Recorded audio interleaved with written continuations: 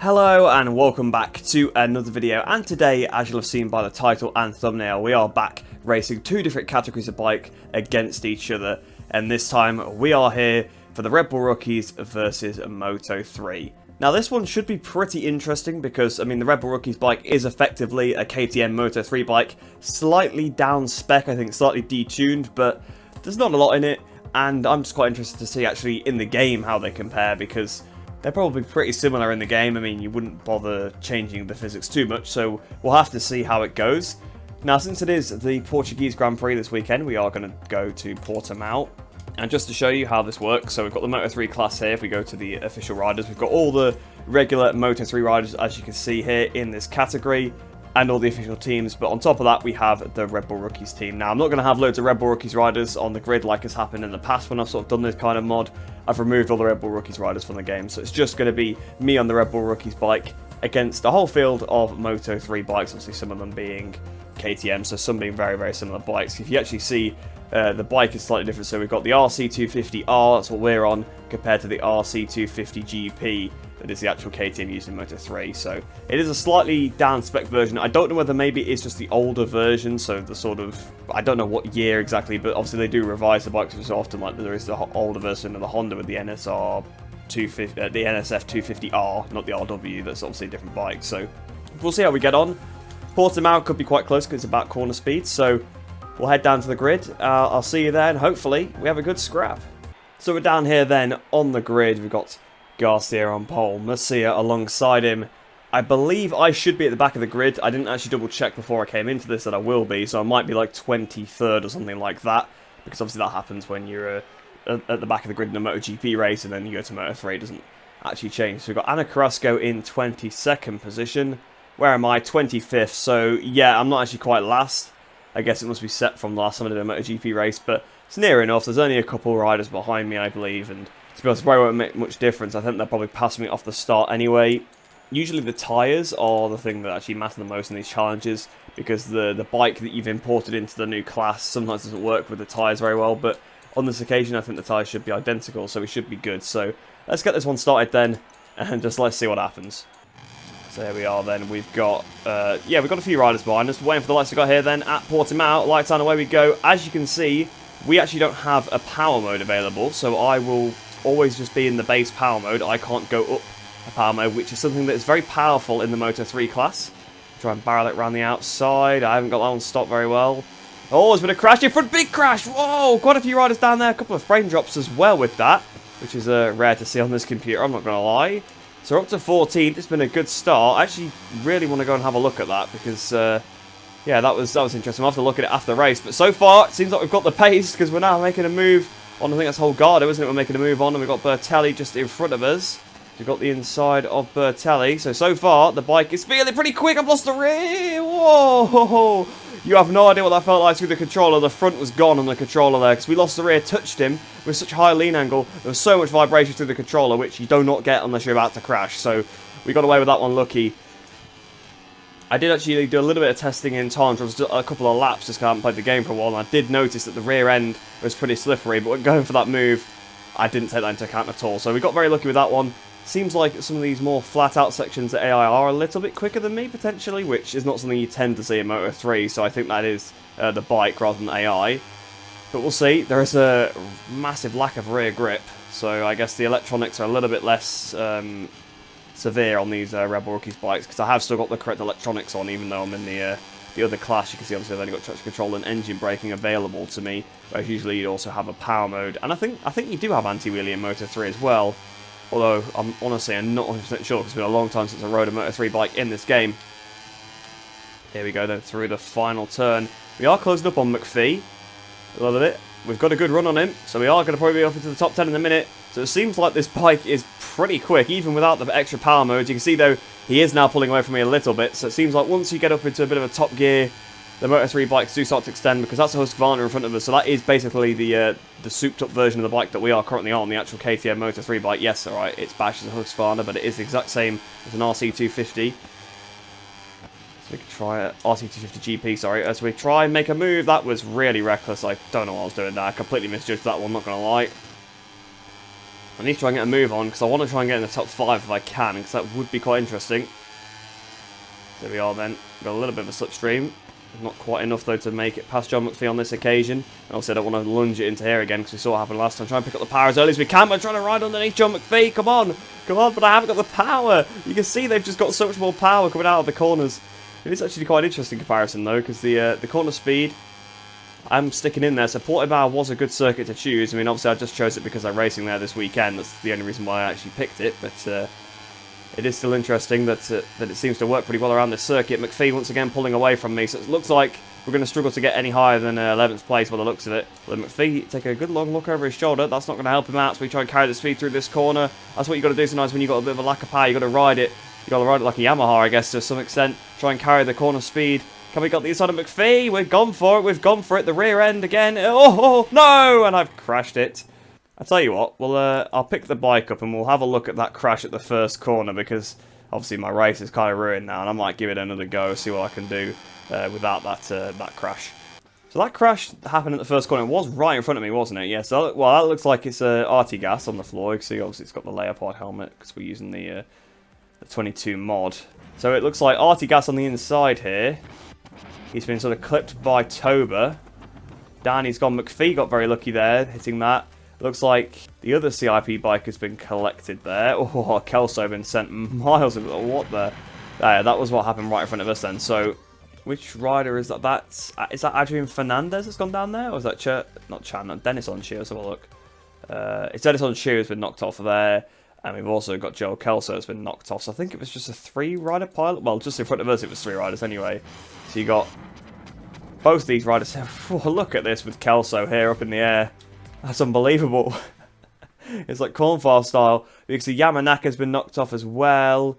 Looks like one of the other RBA bikes might be involved there as well, potentially. I haven't seen it yet. Well, David Munoz, yes, has gone down. So, well, and Anna Krasko, you can see there. So both of the RBA bikes actually been taken out there.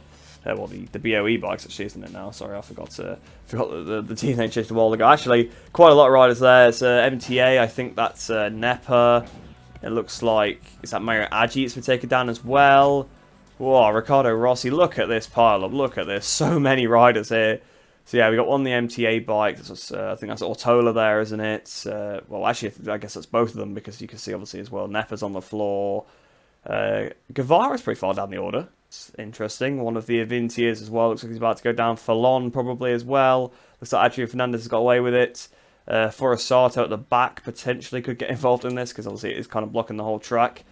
So if we swap to... Well, Guevara's got through. Bartolini's got through. Fallon got through. Forasato not so lucky by the looks of it. He just went straight into one of the IO bikes. I think that is, or it might be one of the Tech 3s. But yeah, there we go. Pretty big accident there. And that was nothing to do with the mod. That is just the AI at this track being dodgy. No way. Either that is Kelso getting back on, or he stayed on. Hang on, we gotta watch this. Did Kelso actually stay on after that? Yeah, he actually did. Hang on, we're gonna watch on board with Joel Kelso here, because he's cut that Brewster bike and he has flown up in the air, and just watch this carnage and rejoin the track. Fair play to him, to be fair. What an odd accident, but we'll give that race another try, because I'll see what I can do, because obviously I lost the rear trying to pass McPhee. Hopefully we can try and get in the top 5. It seems like the bike is actually pretty competitive, which I kind of did expect. This was always going to be one of the experiments where it's closer.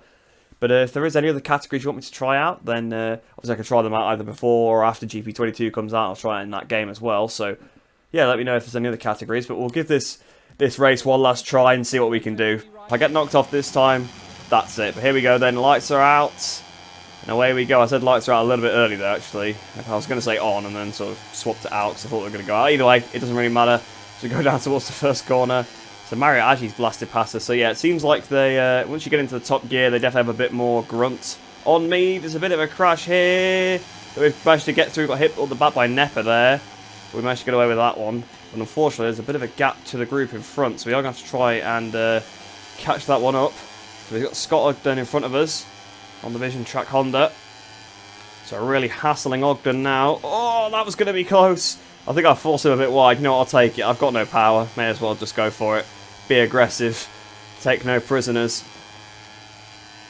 So we go through the final corner. Toba and Yamanaka have slowed each other down. We've got a hell of a run on them. We can use a bit of the slipstream up to get past them in the early stages of the straight. then I've got a bit of a shot. The 6th gear is very long on this bike, so I have to try and rev 5th out a little bit more as well, just trying to make the most of it. We've got a bit of a slipstream off Toba here, so that's actually sort of kept me in, and you can see I'm maxing out so much. I don't think they were maxing out. Obviously, I did have a slipstream, but even still, I think they were going quicker than me. But there we go, we've passed Toba, so up into 11th place. So we're where we were in the last attempt, and this time, got a bit more experience with the bike, so we'll see what we can do. Can we pass Tatai and then Adrian Fernandez? We'll have to see. I've had a hell of a run there, though. Slipstream of Tatai. I'm going to go to the outside, because I'm going to lose the front, lose the rear at the inside if I try and outbrake him. So go to the outside, get the switch back, got the inside of Tatai. There we go, up into 10th. So I've already improved on what I was doing in the last one. You can tell I've learned a little bit more how to actually ride this bike compared to the AI. I don't ride it how I would ride my Moto3 bike around here. Obviously, try and carry the corner speed a bit more, which you would do in real life on a Moto3, but in this game you can use a bit in Power Mode 3 and just jet out of the corners, and it's much quicker. And this is where they were pulling away last time.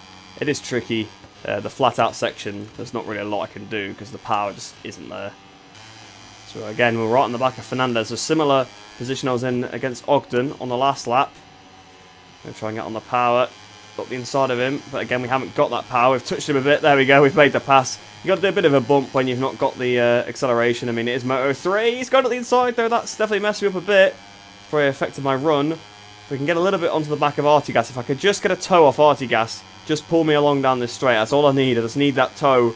But Adrian Fernandez is closed, and you can see on the gap on the left-hand side, he is closed, and here he comes. Look at that, like a rocket ship compared to me on the straights. Well, I'm only a 10th off the fast lap of the race, but we're around the outside. Whoa, that was close. Oh, no. No, hang on. We didn't crash. You didn't see anything. I can't believe that. That was such a good move around the outside, but the rear grip is not there on this Red Bull Rookies bike, which is rather strange. I think it is. It must be something to do with the electronics. But there we go. We've undone that, and now I've got a good run on Artigas. And there we go. Up into 8th place. We've got Suzuki in front of us. Then it is Dennis on Shoe. And it's one of the Snipers bikes, and it's Fodger. But obviously we're not going to be troubling any of those riders. We might be able to get Suzuki if we're lucky. But I think that will be the maximum we can get out of this race. And considering that I actually undid a crash, again, that shows you have to push over the limits. But this is actually quite fun. If well, I say I'd recommend you try it out. Obviously, there's not really, most people probably won't be able to do it, but it really is a fun little challenge because the AI are not very good in Moto3. So to give yourself a bit of a handicap, that's always very fun. You've got to get back used to the lightweight bikes, of course, because MotoGP 22 is coming out soon, and we'll obviously be starting a new career mode on that. Sadly, we've not obviously been able to complete the MotoGP 21 career mode, but you know, that's just one of those things that happens. I'll try and definitely complete it for MotoGP 22, but it seems like we're not going to catch us to Suzuki. Might have to do something a bit aggressive, but we are probably even a bit too far behind for that, honestly. You can see I'm losing time to my best lap as well, because I just haven't got the toe anymore.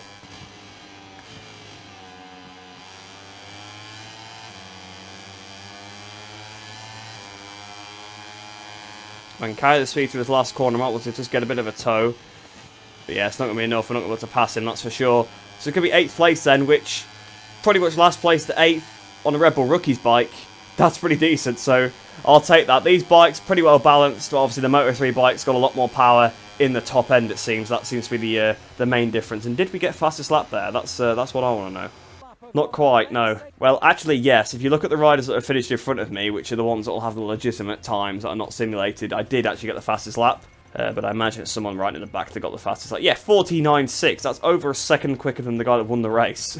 What a joke, what a joke. But that's been Red Bull Rookies versus Moto3 then. So I hope you guys did enjoy that one. Obviously, we did spend a decent amount of the video looking at the crash that happened. But to be honest, it was more just me trying to fight through the pack. It probably didn't look too different, but you could definitely see on the straights how much they were pulling on me. That's just because I didn't have access to the power modes, I think, more than anything. I think I probably was in power mode sort of 1 the entire race, I think. I think that's how it would have worked. I'm not really 100% sure, because obviously there is some bikes in the game like that, and I think the Moto3 and I think the 500, I think those are 3 bikes that don't have the power modes. And I think it basically just puts you in an equivalent of power mode 0 or power mode 1, whatever it's called in this game.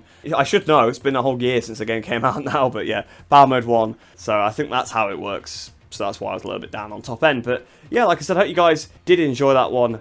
Hope you enjoy the rest of your day. Hope you're staying safe, and I shall see you in the next one.